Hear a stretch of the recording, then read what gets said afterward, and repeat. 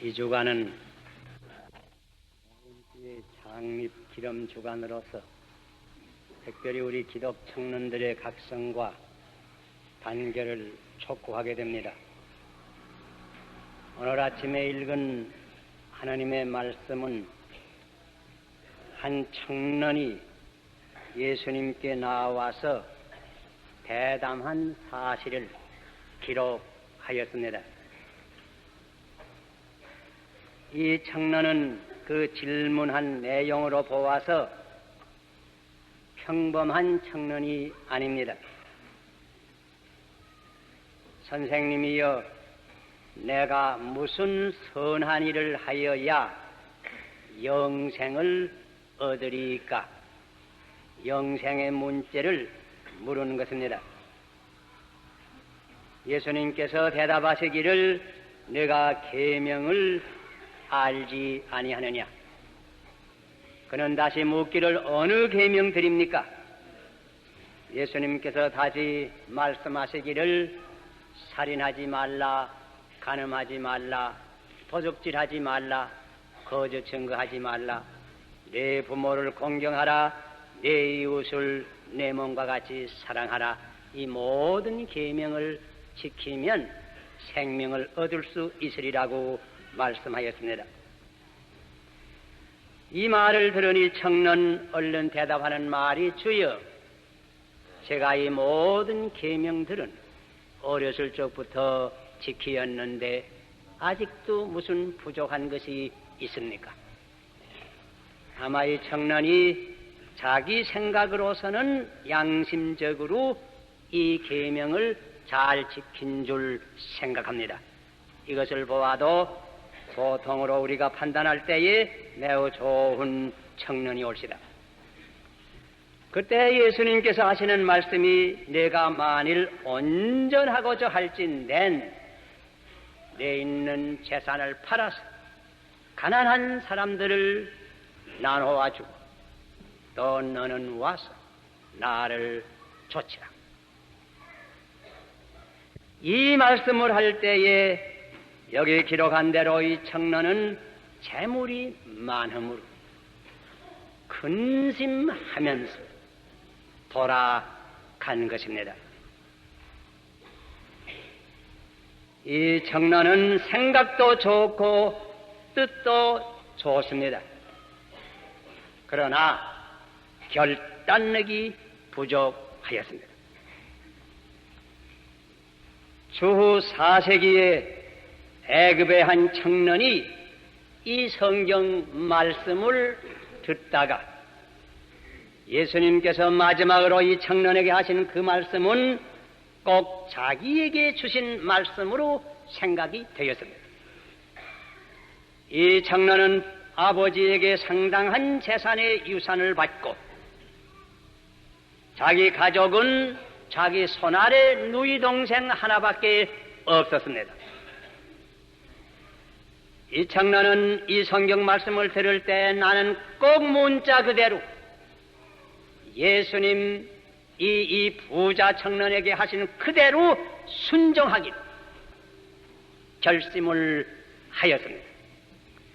그래서 자기 재산을 다 팔아서 가난한 사람을 나누어주고 다만 자기 누이 동생의 생활비를 위해서 조금만 남겨서 그에게 주었습니다. 자기는 성경에 있는 말씀 그대로 살기 위해서 일하기 싫어하는 자는 먹지도 말라고 하였는데 자기 손으로 일해서 먹기로 결심을 하고 항상 쉬지 말고 기도하라고 하였는데 나도 쉬지 말고 기도할 생각을 가지고 애굽 광야지대에 나아가서 황무지를 개척해서 거기서 나는 식물을 자기가 먹고 남는 시간은 오직 기도와 묵상으로 생활을 한 것입니다. 이 청년이 그 교회 역사상에 나타나는 유명한 성자 성 안토니올시다. 이 청년이 모든 수도사들의 아버지가 된 것입니다. 꼭 성 안토니를 모방하자고 하는 말은 아닙니다. 그러나 그의 결단을 우리가 배워야 합니다. 아무리 학식이 많고 재주가 탁월한 청년이라고 할지라도 결단력이 없으면 무슨 성공을 하기는 어려운 것입니다. 제가 보기에는 이 역사적 시점에서 한국 청년들의 마땅히 결단해야 할 것이 몇 가지 있는 줄 생각합니다.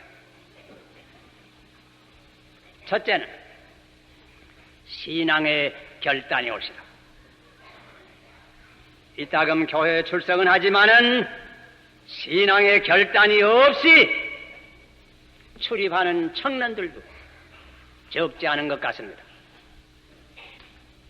엘리야 예언자 때에도 국민의 대부분이 여호와 하나님을 섬기느라고 하였지만은 그 가운데는 확실한 결단이 없는 사람들도 많은 것이 분명합니다. 그래서 엘리야는 가멜산상에 이스라엘 사람들이 모였을 때에 그들에게 솔직히 너희가 어느 때까지 두 사이에서 머뭇머뭇하겠느냐? 만일 여호와께서 하나님이면 그를 섬길 것이요 바알이 하나님이면 그를 섬길 것이라. 둘 가운데 하나를 결단하라. 결단을 재촉하는 것입니다. 여호수아 역시 같은 태도를 취했습니다. 자기와 한 가지로 요단강을 건너서 가나안 복지를 점령한 많은 청년들을 앞에 놓고 우리가 하나님의 크신 축복으로 이 땅을 거의 점령했은즉 이제 이 땅에서 우리가 살 때에 누구를 우리의 하나님으로 섬길 것이냐고 작정하자. 오직 나와 내 집은 여호와를 섬기겠노라. 신앙에 대한 결단을 촉구한 것입니다. 구약을 읽을 때 룻기라고 하는 적은 책이 있습니다. 이 책을 읽어보지 못한 혹 청년이 계시면 꼭 가서 읽어보시기를 바랍니다. 넉 장밖에 없습니다. 그 얘기는 간단합니다. 전에 베들레헴에 나옴이라고 하는 한 여자가 살았습니다. 불행히 그 땅에 흉년이 들어서 살 수가 없으므로 멀리 동편으로 요단강을 건너서 모압 땅에 갔습니다. 그때는 남편을 모시고 두 아들을 거느리고 네 식구가 같이 간 것입니다. 그곳에 10여년을 잘 살았습니다. 그러나 이 여자의 생활에 큰 비극이 이르기 시작했습니다. 불행하게 그 남편이 세상을 떠났습니다. 설상의 가상으로 그 사랑하는 아들이 차리차리로 또한 세상을 떠나게 되었습니다. 나마는 이 나옴이라고 하는 여자, 내가 이제도 이 역에 살 필요가 무엇이 있느냐? 이제는 고향에 돌아가서 백골이라도 고통에 묻히자. 그런 생각 가운데서 여간한 보따리를 싸서 메고 자기의 고향을 향해서 서편을 향해서 갑니다. 이때에 모압 자부 두 사람이 같이 따라옵니다. 얼마쯤 따라오다가 강을 건널 텐데 강가에 서서 이 나오미는 두 이방 여자 두 자부에게 간곡히 권면합니다. 너희들이 이처럼 나를 따르는 것은 가상한 일이지만은 이 이상 더 나를 따를 필요가 무엇이느냐? 나를 따라가서 너희들이 무슨 낙을 볼 수가 있다느냐? 돌아가라. 그때 한 며느리 오르바는 크게 통곡을 하고 자기 집으로 돌아갑니다. 그런데 룻이라고 하는 이 다른 며느리는 그냥 계속해서 따라옵니다. 얼마 전 가다가 다시 나오면은 룻을 향해서 강권합니다. 나를 따라올 필요가 어디 있느냐? 돌아가서 다시 결혼해. 내 앞길을 내가 개척해야 될 것이 아니냐. 그때 노시 나오미에게 한 말을 성경에 기록한 대로 제가 읽을 때 들어보세요. 롯이 가로되 나로 어머니를 떠나며 어머니를 따르지 말고 돌아가라 강권하지 마옵소서. 어머니께서 계시는 곳에 나도 가고 어머니께서 유숙하시는 곳에서 나도 유숙하겠나이다. 어머니의 백성이 나의 백성이 되고 어머니의 하나님이 나의 하나님이 되시리니 어머니께서 죽으시는 곳에서 나도 죽어 거기 장사될 것임이니이다. 만일 내가 죽는 이외에 어머니와 떠나면 여호와께서 내게 벌을 내리시고 더 내리시기를 원하나이다. 여기에 이방 여자 룻의 마음속에 깊이 잠긴 결단의 이 심정을 우리가 찾아보는 것입니다.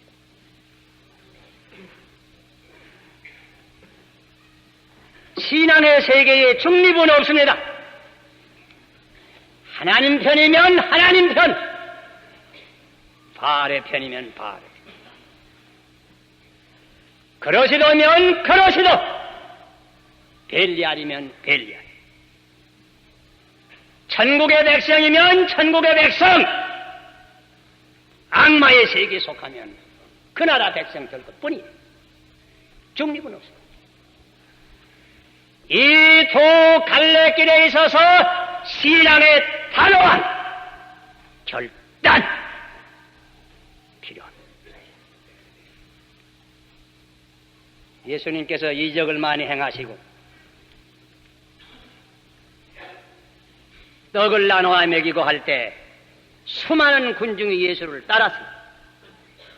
그러나 예수는 이윽고 예수를 따르는 것이 얼마나 위험하고 얼마나 어려운 말을, 그 면을 가르치기 시작했습니다.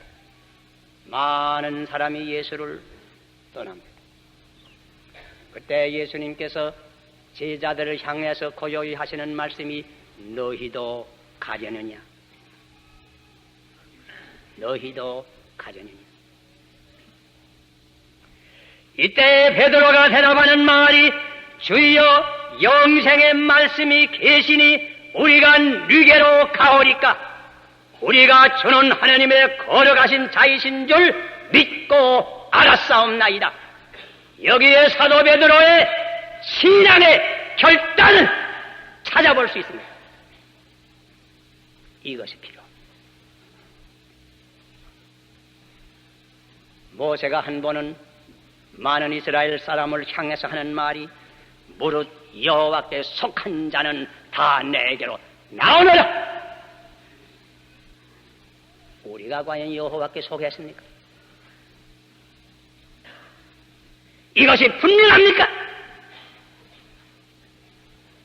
신앙의 결단이 필요합니다.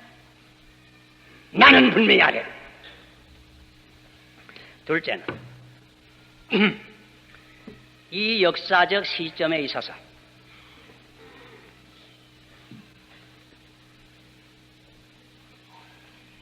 한국 청년들은 사상의 결단이 있어야 할지라도 모세가 어렸을 때에는 애굽 궁중에서 천진난만하게 자라났습니다. 그러나 점점 장성해서 청년이 된 후에는 중대한 기로에 서서 번민과 오래가 그의 가슴에 설레는 것입니다. 그것은 자기 민족을 노예에서 해방하는 자유의 편에 설 것이냐, 자기 민족을 노예화하려고 하는 애굽 편에 설 것이냐. 그는 이윽고 자유를 택하고 자유를 위하여 투쟁하려 단을 내리는 것입니다. 이 사상의 결단이 필요합니다. 세계 모든 청년들이 다 그렇지만 특별히 한국 청년들 38선을 가운데 두고 자유냐 노예냐의 분기점에 서게 된 우리 한국 청년들은 내가 과연 자유를 택할 것이냐 노예를 택할 것이냐 이 사상의 분계선에 있어서 결단이 필요합니다. 근본 올림픽 대회에서 새 헝가리 청년들이 자유진영으로 망명을 했다고 하는 소식을 들었습니다. 우리는 그들 청년의 마음속에 사상의 결단을 있은 것을 엿볼 수가 있는 것입니다. 과거 수주 동안에 세계 또 여러 곳에서 큰 변동이 일어났습니다. 혹은 서른 지도층이 바뀌었습니다. 영국에도 새로운 노동당의 내각이 성립이 되었습니다. 혹은 중공이 핵실험한 것이 또한 사실로 나타나게 되었습니다. 이런 것들이 다 장래 세계 정세에 어떤 변동을 가져오지 아니할까 하는 구구한 억측이 사람들 마음 가운데 자연히 일어나게 됩니다. 그런데 우리 한국에서는 요새 보면 새삼스럽게 남북 통일에 대한 이 얘기가 상당히 더 도는 모양입니다. 이 남북 통일을 생각할 때 우리 한국의 민족으로서 누가 이것을 갈망하지 아니하겠습니까? 우리가 근 20년 동안을 이것을 위해서 기도해 옵니다. 특별히 이북에서 이곳에 와서 피란 생활을 하며 가족이 갈린 이들이 얼마나 남북 통일을 넘어할 것입니까? 그런데도 우리가 분명히 분간해야 될 것은 이 문제에 있어서 가장 중요한 점은 요컨된 어떻게 통일되느냐 그게입니다. 어떤 통일이 되느냐 그게입니다. 간단하게 말하면 세 가지 통일의 가능성이 있습니다. 하나는 붉은 통일, 또 하나는 자유통일, 또 하나는 중립통일. 붉은 통일은 북한 공산당이 이것을 이룩하기 위해서 10여 년 전에 6.25 사변을 일으키고 이 땅을 피로 물들이고 수없는 우리 청년들이 피를 뿌렸습니다. 이 통일을 거부하기 위해서 수없는 남한의 청년들이 자기의 생명을 바쳤습니다. 이것을 원할 사람은 하나도 없을 겁니다. 우리가 원하는 통일은 마땅히 있어야 할 통일은 자유에 입각한 자유가 보장되는 민주사회가 건설되는 자유통일입니다. 이 통일을 이루기 위해서 유엔은 유엔 감시하에서 남북한을 자유선거하자고 제의를 한 지 이미 오래습니다. 자, 그런데 이렇게 제의는 했지만 이것이 실현은 안 됩니다. 그러니까 중립통일이라도 생각을 해야 되지 않겠느냐. 이런 생각을 하는 이들이 종종 있는 것 같습니다. 여기 대해서는 물론 우리가 충분히 이해할 수 있는 생각입니다. 그러나 우리가 깊이 생각해야 돼 갖고 소홀히 나눌 문제는 아닙니다. 제가 보기에는 중립통일을 이루기 어려운 몇 가지 여건이 있습니다. 조건이 있습니다. 그 가운데 하나는 중립통일을 위해서 우리 한국의 지리적 조건이 불리합니다. 우리 한국에도 아프리카 있든지 저 중동지대 어디 있든지 그렇다고 할 것이면 뭐 중립통일 잘 될 수 있죠. 하기야 그렇다면 처음부터 갈라질 필요도 없었겠지. 그러나 여러분 아신 바와 같이 우리나라의 위치가 이북은 공산진영의 가장 강한 두 나라 소련과 중공과 접경해 있습니다. 적은 강한 아시아에 있습니다. 이 편에 우리 자유를 보장하는 가령 미국 같은 나라는 태평양 건너 있습니다. 중립통일할 것이면 첫째 조건이 애국군 다 철폐해야 됩니다. 공산진영의 군대는 강한 나 건너가시니까 언제든지 다시 돌아올 수 있습니다. 태평양 건너간 군대는 그렇게 빨리는 못 돌아올 겁니다. 또 한 가지는 우리가 경험한 대로는 자유진영의 국가는 어떤 국제조약을 맺으면 양심대로 그대로 실행합니다. 그러나 공산진영의 국가가 그대로 실행한 데가 있습니까?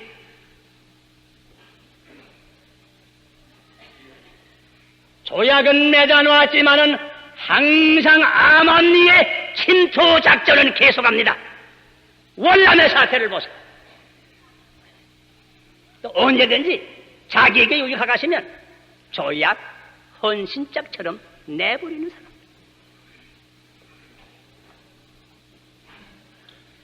제가 염려하는 것은 우리가 중립통일 운운하다가 조금 잘못되면 결국은 오늘날 라오스와 같이 큰 혼란이 오고 민족 상잔의 비극이 다시 이 땅에 생기고 결국은 지금 있는 자유도 잃어버릴 염려가 없지 않아 있는 것입니다.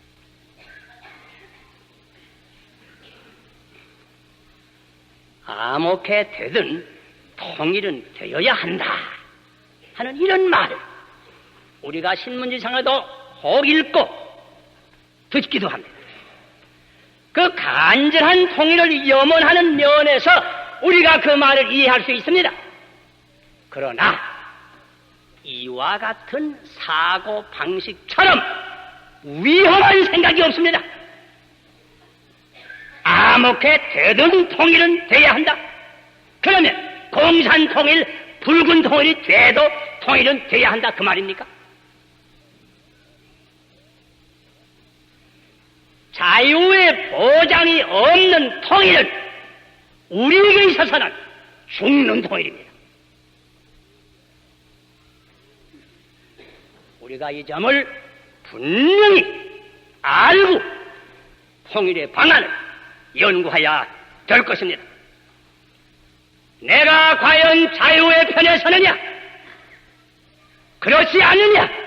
사상에 대한 단호한 한국 청년의 결단이 있어야 될 것입니다. 이자도 말했지만은 자유통일은 오직 유엔 감시 아래 남한을 통한 공정한 선거에 의지해야 이룩해야 될 것입니다. 사실 이런 통일도 언제든지 올 가능성이 지금은 있습니다. 그것은 북한 공산당들이 남한에도 많이 내려와 있습니다. 남한에 이렇게 혼란한 걸 보고 민주진영이 분열된 걸 보고 자기네가 선거를 통해서 승리할 가능성이 보이기만 하면 내일에도 이거 하자 나올 텐데 사실 내일에도 그렇게 하자고 할 것이면 남한이 어떻게 되겠나? 사실 저는 그걸 염려합니다. 여기에 한국 기독 청년들의 사명이 얼마나 크다고 하는 것을 분명히 인식해야 될 것입니다. 자유 없는 통일을 우리가 생각할 수 없습니다. 자유가 확보되기 위해서 우리 민족을 계몽해야 되겠습니다. 특별히 공산주의라고 하는 것이 무엇인지 체험으로 알지 못하는 30대 내외의 청년들에게 자유가 얼마나 귀하다고 하는 것을 분명히 계명해 주어야 되겠습니다. 장차 올 수 있는 이 자유선거를 대비해서 한국 기독 청년들이 민주 진영을 단합하기 위해서 솔선해서 선두에 나서지 아니하면 아니 될 때가 오는 것 같습니다. 한국 청년들, 이 역사적 시점에 선 한국 청년들 사상의 단호한 결단을 재촉할 수밖에 없습니다. 그리고 이와 같은 시점에 있어서 이와 같은 사명을 수행할 수 있는 청년들이라고 하면 사실 실제 생활면에 있어서 몇 가지 단호한 결단이 필요한 줄 생각합니다. 그것은 하나는 성결한 생활의 결단이 옳시다. 특별히 성생활에 있어서, 남녀간 성생활에 있어서 이것이 필요합니다. 지금 한국 사회는 해방 이후에 소위 근대화라 하는 미명 아래에서 선진 국가들의 좋은 풍속, 미푼 양속은 배우지 못하고 도리어 세기말적 퇴폐한 풍습만 혹은 영화를 통해서 혹은 텔레비전을 통해서 혹은 소설 같은 걸 통해서 배우고 있습니다. 어떻게 또 날래 배우는지요? 청년 남녀의 성도덕의 타락은 역사상 유례가 없으니만큼 부패해집니다. 이 음란한 세대에서 과연 성도의 생활을 올바르게 하고 다른 청년들을 옳은 대로 인도하려고 하면 전의 요셉과 같이 어떠한 유혹에 부딪히든지 어떠한 사람을 통해서 이 유혹이 오든지 내가 어찌 하느님 앞에서 이 악한 일을 할 수가 있느냐? 거절할 만한, 아니라고 할 만한 단호한 결단이 필요한 줄 생각합니다. 그리고 또 하나는 절제 생활에 대한 결단인 줄 압니다. 전에 다니엘이 청년시대 바벨론에 잡혀갔을 때 바벨론 왕은 다니엘과 그 청년들을 오히려 사랑했습니다. 왕의 진미와 포도주를 매끼 꼭 먹게 하라고 그런 명령을 내린 것입니다. 일편 감사하지만은 생각해보면 자기네 신앙의 양심에 그것이 용납되지 아니합니다. 그래서 그 어려운 환경 가운데서라도 다니엘과 세 청년이 단호하게 그것을 거절하고 그런 가운데서 자기의 신앙의 양심을 지킨 이 얘기를 우리가 다니엘 1장에서 읽어볼 수 있습니다.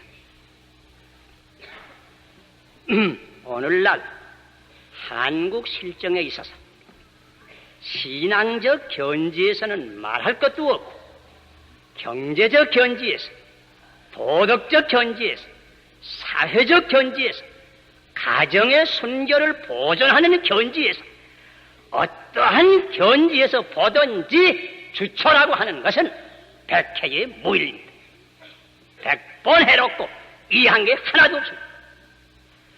농촌지대를 실찰하면 농촌에서 일하는 사람들이 와서 보고하는 말을 들어보면 농촌의 지금 제일 큰 문제는 농한기를 당할 때마다 술과 도박이다. 농사안만 잘 때면 뭘 합니까? 쌀값 아무리 좀 더 받으면 뭘 합니까? 다 술과 도박, 허비하고만. 해방된 이후에 이 서울 안에도 부정부패를 없이 한다고 나서는 혁명정부 아래에서 얼마나 대포집이 더 많아졌습니까?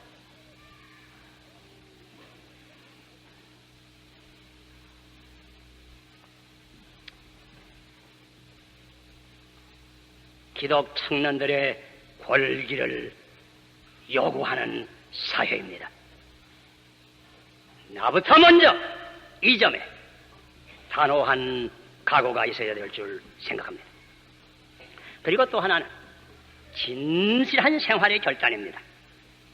우리 민족의 결함이 많지만은 특별히 이 점이 제일 크지 않은가 저는 생각이 듭니다. 말, 행동, 글, 상품과 모든 것에 진실이 부족합니다. 그래서 어딜 가든지 처음에는 환영을 받습니다. 그러나 그 후에는 그 상품을 원치 않는다. 그 사랑도 원치 않는다. 배척을 받습니다. 왜? 진실이 부족합니다. 정직한 사람을 구하기가 힘듭니다. 돈을 맡길 만한 사람 구하기 힘듭니다. 돈을 맡아서 바로 써줄 사람 구하기 힘듭니다. 돈을 바로 다룰 사람 구하기 힘듭니다. 반면에 돈만 주면 무슨 일이나 하는 사람이 너무나 많습니다. 모든 부패와 부정이 여기서 옵니다. 돈에 움직이지 아니하는 정치가, 돈에 움직이지 아니하는 공무원들이 대부분이 돼야 이 나라가 바로 설 수 있을 것입니다. 지금 이 올림픽 대회에서 우리 팀의 참패를 다 한탄합니다. 또 여러 가지 이유도 설명해보는 것을 신문지상으로 읽어봅니다. 다 일면이 있는 줄 생각합니다. 그런데 제가 보기에는 여러 가지 이유 가운데 중요한 이유 가운데 하나는 여기에도 진실이 부족하지 않은가. 진실한 공명정대한 선수의 선택, 진실하고 진지한 훈련, 경기에 요행을 받을 거 아닙니다. 진실한 훈련이 필요합니다.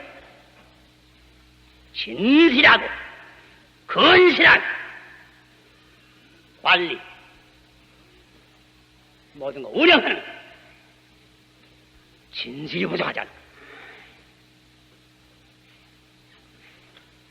하나님은 진실의 하나님이 올시다. 믿부신 하나님이 올시다. 우리가 진실하게 할 때, 진실하게 살 때 하나님 지으신 온 우주가 우리를 도와줍니다. 우리가 아무리 재주 많지만은 부진지하게, 진실지 못하게 살 때에 하나님 지으신 온 우주가 우리를 배격합니다. 설 수 없습니다. 진실에 대한 단이 필요합니다. 한국의 청년들은 이 역사적 시점에서 이 몇 가지의 결단이 반드시 있어야 하겠습니다. 신앙의 결단이 있어야 되겠습니다. 분명히 하나님 편에 서야 되겠습니다. 사상의 결단이 있어야 되겠습니다. 자유가 아니면 죽음을 달라. 패트릭 헤너리의 부르짖음과 같이 굳은 결심을 가진 자유의 투사가 되어야 하겠습니다. 또 실제 생활에 있어서 성결과 절제와 정직의 결단이 있어야 하겠습니다. 이 결단이 청년 제군의 일생의 운명을 작정할 겁니다. 또 우리 민족의 운명도 결국은 작정될 것입니다. 우유부단한 인물이 무슨 일을 이루었다고 하는 말 들은 적이 없습니다. 내일로 미루지 마십시다. 결단할 때는 지금이 옵시다. 지금이 옵시다. 기도하십시다.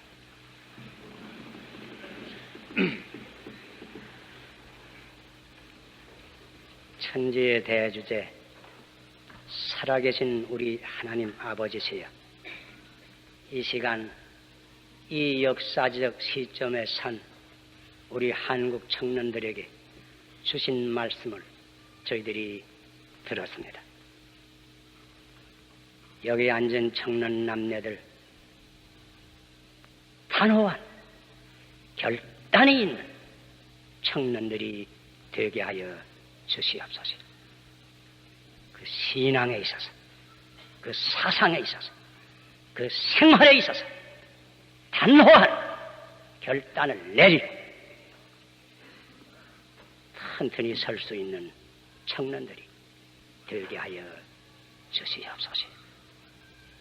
한 사람도 우왕좌왕해서 갈 길을 모르고 방황하는 청년들 없게 하여 주시옵소서. 머리를 들기 전에 확실한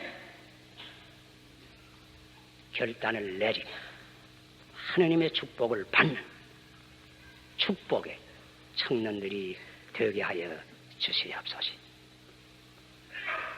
예수님 이름 받들어 기도하옵나이다.